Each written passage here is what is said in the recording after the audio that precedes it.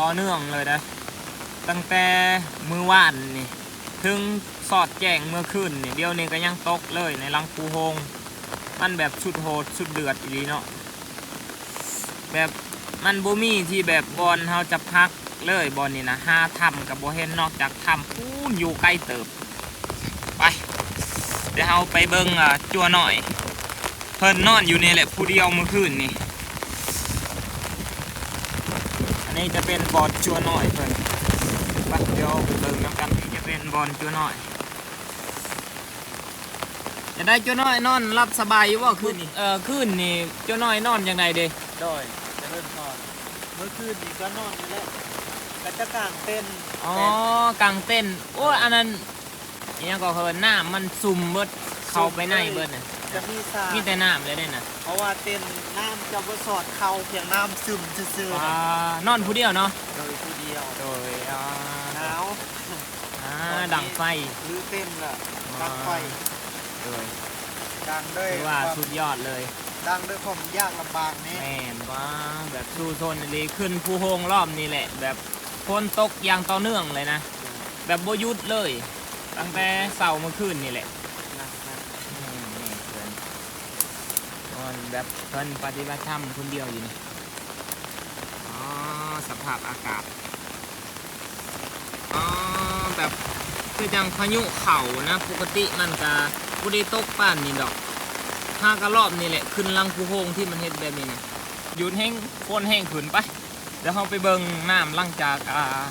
ทำจัวหน่อยเพิ่นเดี๋ยวไปเบิ่งน้ำบอลแคมป์อะไรใกล้ๆแคมป์นี่แหละน้ำเต็มไปเลยเต็มเลยนี่นะเดี๋ยวทั้งเบิ่งยาเพ่งพระครูบาอาจารย์เพิ่นว่าเพราะว่าอยู่บ่ไหวไปกับฝนตกแบบนี้กับเพิ่นว่าน่าสิกลับไปอยู่ถ้ำบอนพูนแหละอันนี้จะเป็นน้ำบอนยังก็เอิ้นน้ำบองซีกือบอก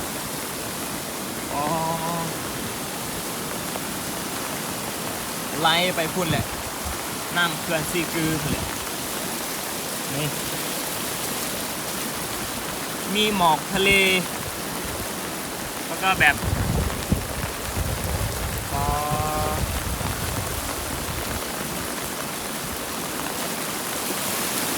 ไหลไปพุ่น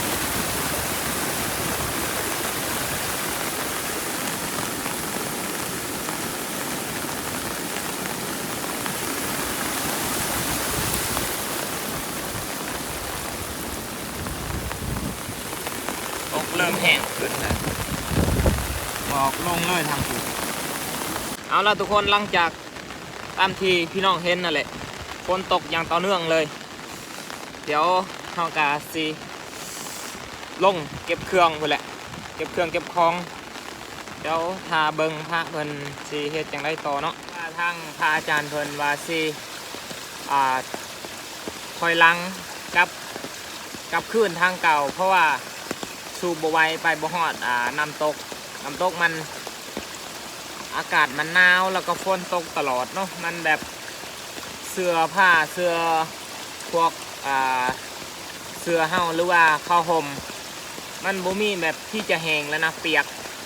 กทุกบอนทุกที่เลยเนาะบ่ว่าจะเป็นบอนนอนหรือว่าบอนแคมป์บ่ว่าจะเป็นบอนกินเนาะเปียกเบิดเลยนะแบบสู้บ่ไหวเลยแล้วเพิ่นสิกลับไปนอนบอนถ้ำหมดแหละตั้งแต่เริ่มมาไป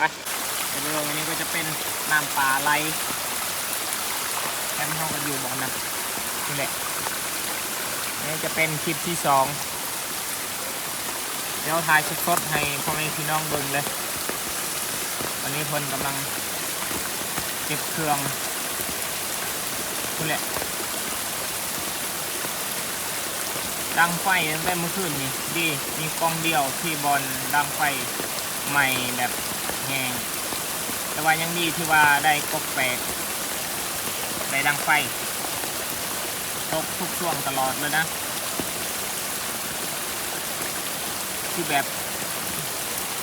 มันบ่มีที่จะพักจะอยู่เลยเราก็ต้องคอยลังกลับไปอยู่บอลคือแหละหานอนอีกมื้อแรงนี่แหละเดี๋ยวก็ตื่นเช้ามาคอยว่ากันบางทีก็ได้ลงดูเดือดเลยเราเทศทุกคนตอนนี้ก็กลับมาอยู่ถ้ำอีกทีหนึ่งเพราะว่าพระอาจารย์เพลินอยู่บนลังปูแล้วมันบ่มีโอกาสที่จะคนจะเศร้าตกเลยนะมันตกทุกช่วงตลอดเวลาเลยตอนนี้ก็กลับมาอยู่ในถ้ำคือว่ากว้างใหญ่เติบนี่ดิกว้างควางเป็นปากพาได้เกือบน่าจะอยู่2 มื้อคือแหละจังคอยลงเนาะคือว่าถ้ำนี่โคตรดีเลยบรรยากาศอยู่ในลังผู้เมื่อเช้านี่โอ้ฝนตกตลอดเลยตกแบบบ่หยุดเลยนะเลยเดินวางแผนใหม่กลับมาอยู่ถ้ำปกติหันว่าสิอยู่ลังผู้เลยแบบเอาพายาง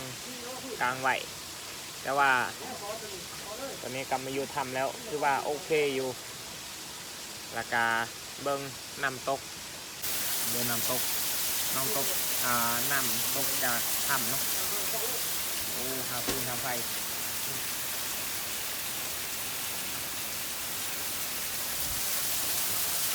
ตอนนี้กำลังตีไข่อยู่บรรยากาศแบบอัศจรรย์เลยนะครับคือว่าสุดยอดเป็นหาฟืนเดี๋ยวมาเบิ่งเจ้าหน่อยเพิ่นเฮ็ดหยังวิชาการ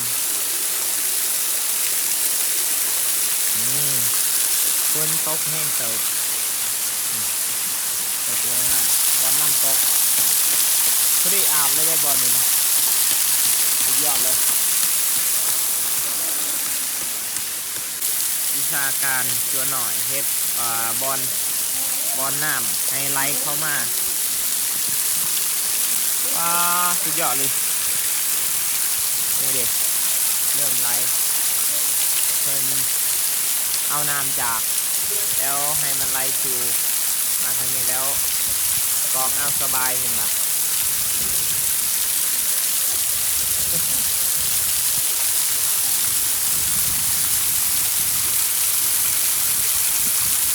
อยากเบิดอาบน้ำเลยสิยังไม่กินหรอกลองจับอะเขาไม่กินหรอว้าวจัก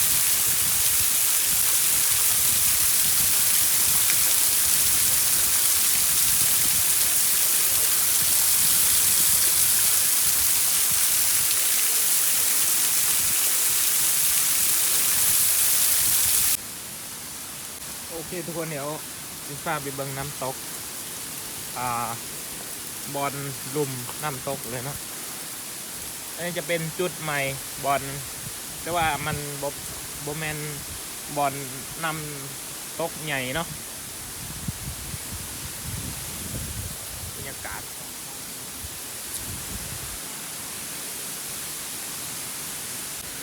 ย่างมานำด้วยเอาไปเป็นเนาะทั้งยิงจักบ้านหน้าอยู่ในป่าอยู่ในดงยอดเลยเห็นขาวๆนั่นบ่น้ำตกนั่นบ่เห็นบ่ทุกคนเห็นน้ำตกคุณบ่มีขาวๆดิกำลังย่างเดี๋ยวเข้าไปแล้ว เขาไปเบิ่งใกล้ๆกันแมนที่เขาไปเล่นกับไก่เลยโอ้เห็นบ่สุดยอดเลยจังเลยแต่ว่าจะเป็นจุดน้ำตกคูเนี่ยมันเป็นสีขาวแล้วเดี๋ยวจะเห็นที่ไก่เลยนี่เห็นมากที่ไก่เลย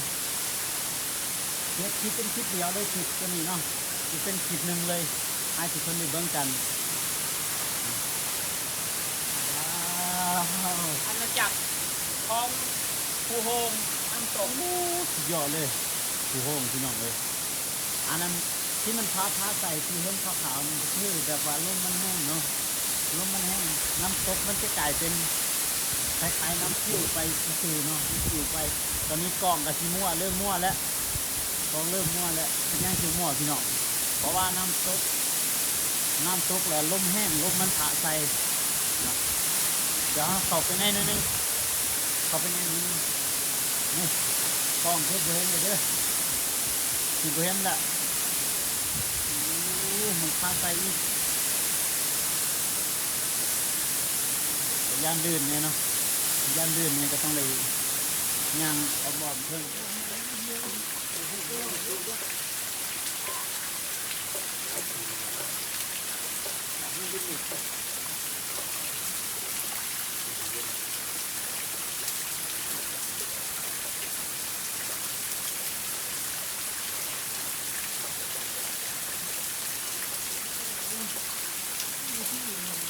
เบิ่งตัวหน่อยเพิ่นยังเนาะอ่านหนังสือ เบิ่งซื้อ คนได้เบิ่งกันกับธรรมศาสตร์เนาะเฮาสิหลอดไปตามซองแคบนี้เลยเนาะเฮาสิหลอดไปเลยพี่น้องตามซองแคบของบ่ฮู้ว่าเป็นทางสัตว์ป่าหรือว่าหยังเนาะอันนี้ตามแคมป์นาผา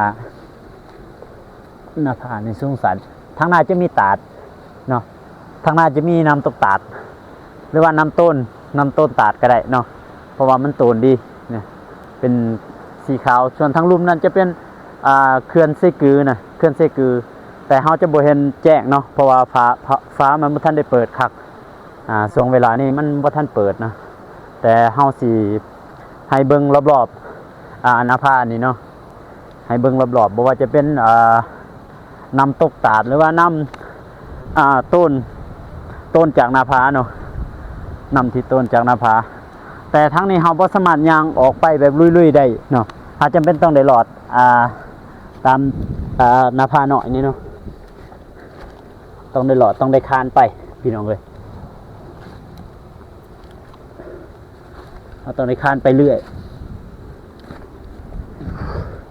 เอา2 คนก็ได้ไปแต่2 คนเนาะในตอนนี้เพราะว่าเขาขอมาถ่ายคลิปให้พ่อแม่พี่น้อง FC เอาบ่ว่าจะเป็นฝั่งลาวฝั่งไทยเพิ่นได้เบิ่งกันเนาะว่าความทรหดหรือว่าความสนุกความสุขในการเดินป่าครั้งนี้มันเป็นแนวใดเนาะอันที่จริงทางแคบๆนี่สัตว์ป่าก็ไปได้แต่ว่าคนก็ไปได้อยู่แต่ว่าต้องได้รอดต้องได้ขานไปพี่น้องเลยโอ้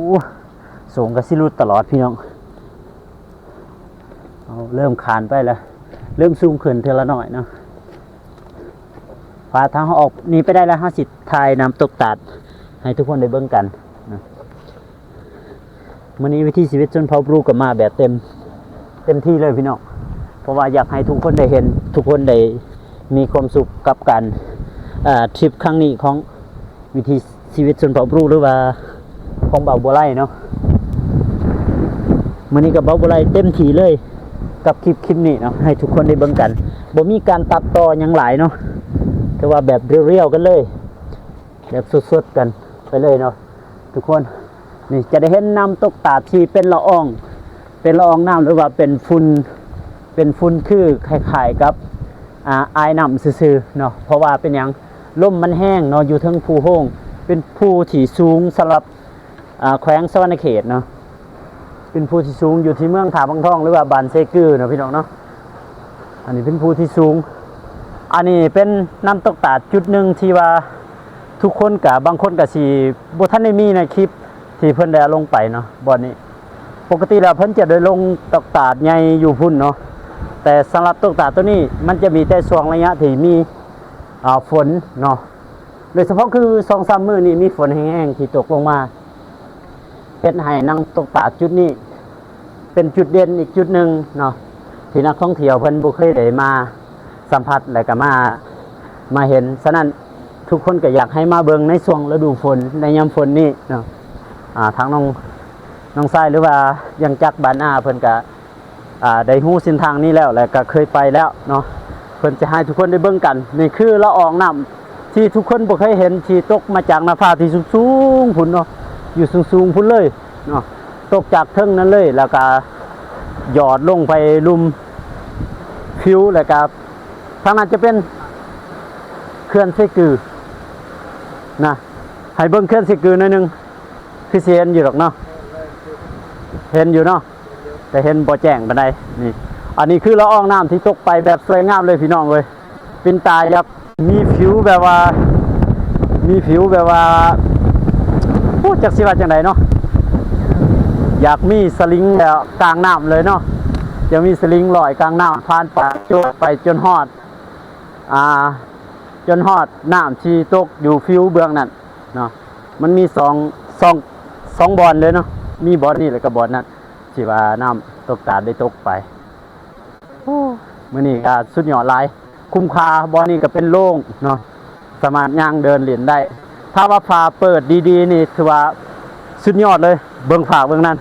โอ้สุดยอดทั้งหมอกทั้งเมฆทั้งน้ำเขื่อนน้ำยังนี่น้ำอ่างเก็บน้ำนี่เต็มไปเลยเนาะทุกคน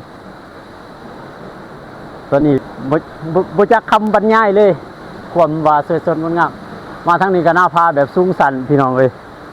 น่าพาแบบสูงสันสวยงามอลังการเลยบ่มีทุกจุดเนาะบ่มีจุดตีเลย โอ้หินตัวนี้ครับหินคือเต่าเนาะงามเลยหิน ดอกเฮ็ด เออนี่เด้รีวิวหินนี่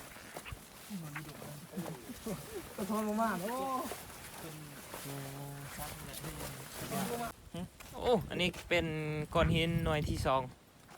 คือดอกเฮ็ดนี่คือเฮ็ดดินนี่ปลามีดิโดอีก เขาแกะเลยป่ะ เออ เจ้าบ่แกะ ตัวงามมันดิ ขออนุญาตเด้อ คือดอกเฮ็ดอีหลีนี่